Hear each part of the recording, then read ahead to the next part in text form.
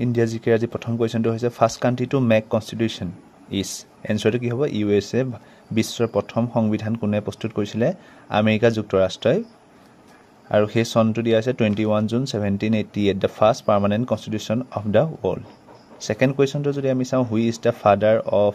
Indian কনষ্টিটিউশ্যনৰ father বুলি কাক কোৱা হয় বা ভাৰতীয় সংবিধানৰ পিতৃস্বৰূপ বুলি কাক কোৱা হয় ডক্টৰ ভীমৰাও আম্বেদকাৰ আৰু ইয়াৰ ইম্পৰ্টেণ্ট পইণ্ট এইটো যে the constitution was adopted by Indian government on 26 November 1949 1949 চনৰ 26 নৱেম্বৰ তাৰিখে ভাৰতীয় সংবিধানখন কি কৰা হৈছিলে গৃহীত কৰা হৈছিলে 3 নম্বৰ কুৱেশ্যনটো চাওঁ which spices is exported most from India ভাৰতৰ পৰা কোনটো মানে মছলা জাতীয় বস্তু এক্সপৰ্টেড হয় সেইটো হৈছে ড্ৰাই ৰেড চিলি ঠিক আছে আৰু যদি আমি ভালদৰে চাওঁ তেতিয়া দেখা পাম যে ইয়াৰ ইম্পৰ্টেণ্ট পইণ্ট হিচাপে কি ভাৰতবৰ্ষত Andhra Pradesh is the largest producer state of chilli with a 57% share in total productions গতিকে 57% চিয়াৰ কৰে ঠিক আছে আৰু ক'ত ভাৰতৰ মধ্য অন্ধ্ৰপ্ৰদেশ ঠিক আছে ভাৰতৰ অন্ধ্ৰপ্ৰদেশৰ পৰা আটাইতকৈ বেছি কি কৰা হয় চিলি প্ৰডিউচ কৰা হয় এণ্ড ছেকেণ্ড পইণ্টটো কি দিয়া আছে Guntur is called as the chilli city of India Guntur GUNTUR Guntur four question where is the headquarter of botanical survey of India অৰ্থাৎ বটানিকেল ছাৰ্ভে অফ ইণ্ডিয়াটোক শ্বৰ্ট ফৰ্মত BSI বুলি কয় কেতিয়াবা এক্সামত আহে যে BSI ফুল ফৰ্মটো কি তেতিয়া লিখিব লাগিব বটানিকেল ছাৰ্ভে অফ ইণ্ডিয়া তেতিয়া ইয়াৰ অপশ্যন কেইটা আছে আসাম মহাৰাষ্ট্ৰ কলকাতা এণ্ড দিল্লী এনচাৰ হ'ব option number C is the right answer Kolkata গতিকে কলকাতাত বটানিকেল ছাৰ্ভে হেডকোৱাৰ্টাৰ আছে BSI মানে হৈছে বটানিকেল ছাৰ্ভে অফ ইণ্ডিয়া মই কৈছিলোঁ যে BSI ফুল ফৰ্মটো আহিলে আমি লিখিব লাগিব botanical survey of India year important note হিচাপে আমি ক'ব পাৰোঁ যে the botanical survey of India BSI was establish on 13 ফেব্ৰুৱাৰী 1890 1890 চনৰ 13 ফেব্ৰুৱাৰী তাৰিখে বটানিকেল ছাৰ্ভে অফ ইণ্ডিয়া যিটো কি কৰা হৈছিলে এষ্টাব্লিছ কৰা হৈছিল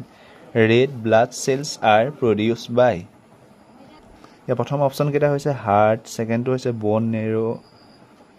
চিটো হৈছে লিভাৰ এণ্ড দ্য কিডনি ইয়াৰ শুদ্ধ অপশ্যনটো হ'ব ৰাইট ব'ন মেৰো অৰ্থাৎ ব'ন মেৰো আছে অপশ্যন নম্বৰ বিত ৰেড ব্লাড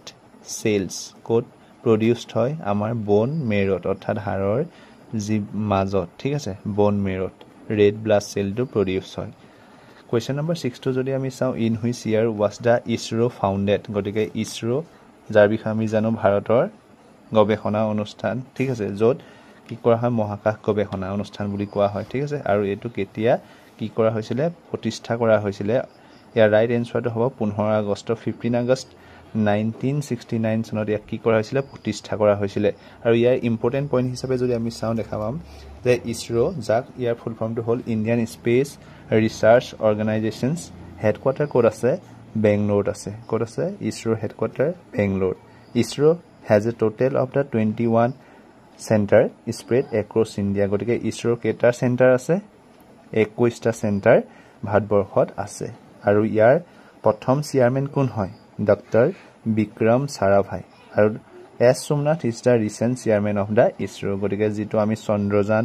2 চন্দ্ৰযান 3 কথা আমি গম পাওঁ সকলোৱে এছ সোমনাথ কি হয় তেওঁ হৈছে ইছৰোৰ চেয়াৰমেন নেক্সট যদি আমি চাওঁ kham is the instrument of which tribe Bodo Rabha Dimasa and Deori ইয়াৰ অপশ্যনটো হ'ব বড়ো যিসকলে ইউজ কৰে খাম ইনষ্ট্ৰুমেণ্টটো ঠিক আছে খাম ইনষ্ট্ৰুমেণ্টটো কোনে ইউজ কৰে বড়োসকলে ঠিক আছে বড়োৱে খাম ইনষ্ট্ৰুমেণ্টটো ইউজ কৰে নেক্সট কুৱেশ্যনটো চাওঁ who got Assam Bhairav award in 2022 and 23 2022 আৰু 23 বৰ্ষত কোনে আছাম ভৈৰৱ বঁটাটো পাইছিল তেওঁ হৈছে কোন ৰাইট এনচাৰ তপন শইকীয়া পাইছিলে আছাম ভৈৰৱ বঁটা ঠিক আছে নেক্সট যদি আমি চাওঁ 9 নম্বৰ Tusu Puja is observed by which community আমি ডাইৰেক্ট মই এনচাৰটো লিখিছোঁ কি কাৰণে যে আমাৰ এতিয়া সময় বহুত কম আমি ৰিভিজন কৰিব লাগে আৰু ময়ো ৰিভিজন কৰি আছোঁ আপোনালোকৰ সৈতে যে টুচু পূজা 3 টাইপৰ জনজাতি লোকসকলে কি কৰে পালন কৰে মানে উদযাপন কৰে 10 নম্বৰ কুৱেশ্যনটো হৈছে which wild life sanctuary is also' known as the Milroy buffalo sanctuary ইয়াৰ অপশ্যন কেইটা হৈছে গৰম পানী নাম্বাৰ পাভৈ এণ্ড